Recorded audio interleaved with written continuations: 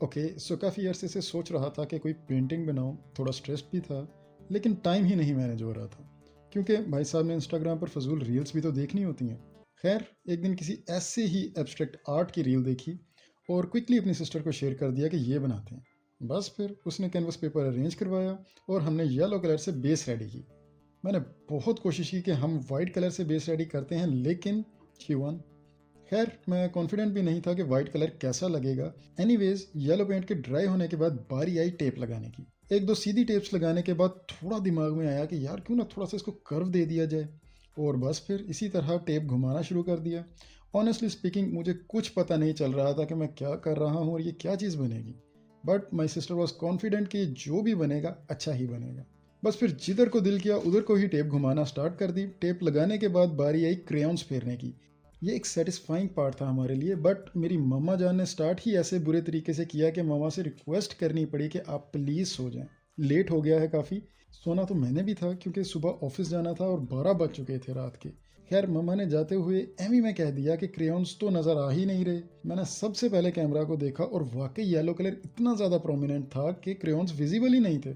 उम्मीद तो पहले भी नहीं थी कि ये बहुत कोई अच्छी पेंटिंग बनने वाली है। फिर सिस्टर ने बोला कि क्यों ना इसको हम रब करना शुरू कर दें। रब करके वाकई एक न्यू लुक हमारे सामने आई। और बाय द वे, जितना ज़्यादा सेटिस्फाइंग पार्ट क्रेयॉन्स फेरने का था, ये पार्ट उतना ही ज़्यादा अनोइंग था।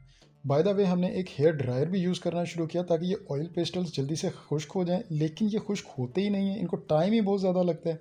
सबसे ज़्यादा टाइम भी इसी पर लगा।